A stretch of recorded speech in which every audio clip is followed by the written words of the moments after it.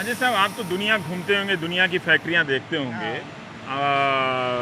आपने ऐसी भी कोई फैक्ट्री देखी कि जहां अब आदमी नहीं हैं और या उसका 70 से 80% हिस्सा अब सिर्फ रोबोट के ज़रिए हो रहा है?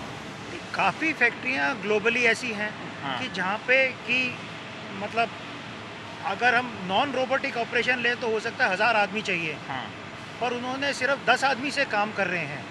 तो या तो वहाँ पे रोबोट्स काम कर रहे हैं या ऑटोमेटिक गाइडेड व्हीकल्स हैं। तो रोबोट ने जैसे माल निकाला तो हाँ। वो फिर यहाँ पे डाल दिया उसने बॉक्स हाँ। में।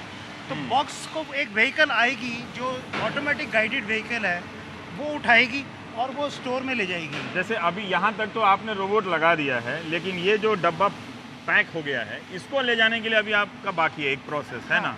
ऑटोमेटिक गाइडेड व्हीकल होती है, वो कोई ज़्यादा महंगी नहीं होती। तो वो जो है इसको ले जाके स्टोर में ले जाके तो अगर वो लगा दें तो फिर ये 2 लोगों की भी ज़रूरत हाँ, नहीं ये रहेगी। भी खत्म। ये भी ख़त्म हो जाएगी।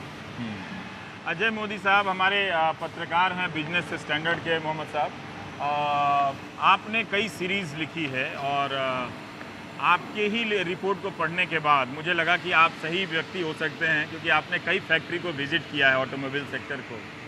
आप ही थोड़ा सा बताइए कि क्या स्थिति है आज से और 2 साल पहले के ऑटोमोबाइल सेक्टर में ये रोबोटिक के कंपैरिजन में। तो ऐसा है कि रोबोट का जो यूज़ है ये कुछ टाइम से चला जा रहा है, ये ऐसा नहीं कि लास्ट 2 सालों में ये बढ़ गया है। हाँ।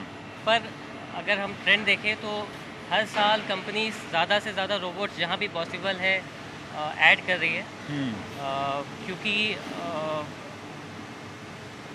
जैसे हमने पीछे देखा था मारुति के मानेसर प्लांट में काफ़ी सारे डिस्प्यूट्स हुए थे, प्लांट को काफ़ी डैमेज किया था लेबर्स ने।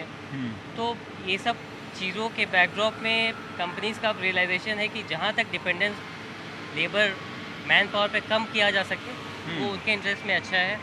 और अब ऐसा हो रहा है कि पुराने जो प्लांट्स है वहाँ पे इतना पॉसिबल नहीं है ऑटोमेशन करना, रोबोट्स को ला करके लगाना, क्योंकि वो प्लांट का जो नेचर है उसको पूरा फिर आपको वापस से रीसेटल करना पड़ेगा।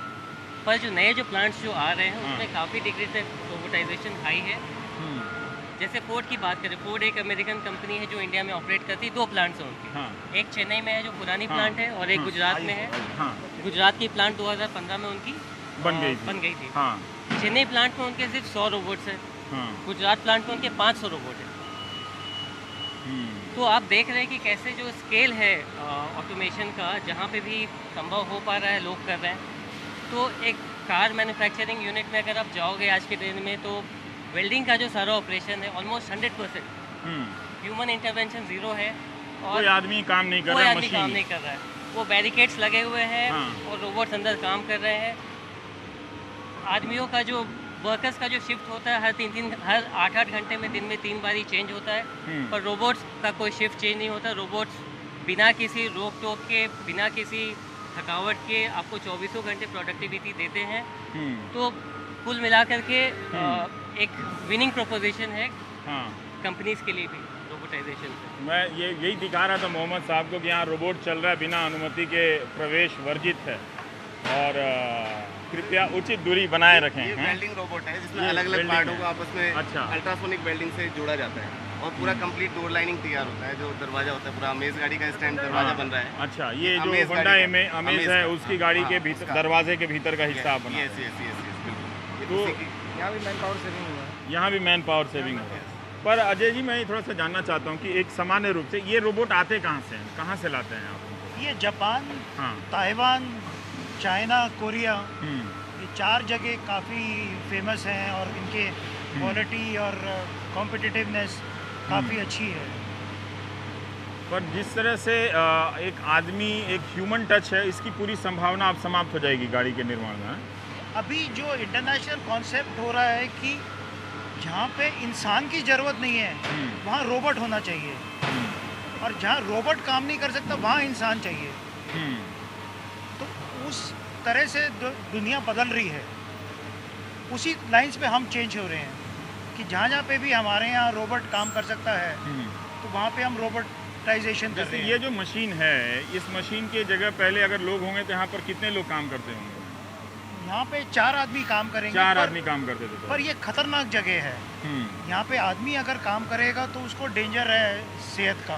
कोई अच्छा। हाई एक्सीडेंट प्रोन जगह है ये, पर जब से हमने रोबोट लगाया कोई एक्सीडेंट नहीं है। तो काफ़ी जगह जो है जहाँ पे एक्सीडेंट का स्कोप है, आदमी जरा सी त्रुटि कर ले और उससे एक हादसा हो जाए, तो वहाँ पे रोबोट का होना तो अनिवार्य है। क्या हम समझें कि जो फैक्ट्री का जो स्पेस होता है, पहले फैक्ट्री की कैसी तस्वीर होती थी? आप फिल्में भी देखें तो सैकड़ों लोग मजदूर लंच बॉक्स लिए चले आ रहे हैं फैक्ट्री में काम करने के लिए, और फिर वो एक असेंबली लाइन प्रोडक्शन आया, वो भी उसमें भी टेक्नोलॉजी है, बिना टेक्नोलॉजी के तो कोई फैक्ट्री है नहीं।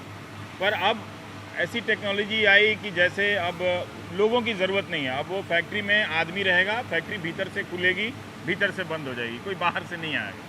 अभी इशू क्या है कि सारे जो ये ऑपरेशन है सारे ग्लोबलाइज हो गए।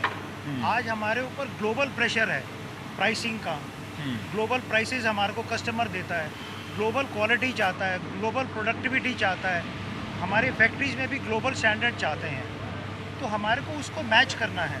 तो मैच करने के लिए हमारे को इतना ज़्यादा प्रेशर है क्वालिटी अच्छी देने के लिए, प्रोडक्टिविटी अच्छी देने के लिए, लेटेस्ट टेक्नोलॉजी देने के लिए, तो हमारे को रोबोटिक पे जाना मजबूरी है हमारी। नहीं जाएंगे तो आप टिकेंगे नहीं, इस बिजनेस से नहीं बाहर हो जाएंगे जाएंगे। तो अगर हमारी क्वालिटी की प्रॉब्लम आ गई तो कस्टमर कहेगा भाई आपकी तो क्वालिटी की प्रॉब्लम आती है, हम आपसे माल नहीं लेंगे। अभी कस्टमर 0 PPM की बात करता है। 0 PPM मतलब 0 डिफेक्टिव पार्ट्स पर मिलियन। अच्छा। अगर हम लोग जैसे 2 लाख पीसेस रोज के देते हैं कस्टमर को, अगर इसमें हमने एक भी पीस किसी भी कस्टमर को दे दिया गलत, तो वो फिर हमारे को अगली बार बोलेगा कि भाई मैं सोचूंगा आपको काम देना है नहीं देना। तो आजकल इतना ज़बरदस्त कस्टमर का प्रेशर है कि हम लोगों को एकदम टोस पे रहना पड़ता है, और हमें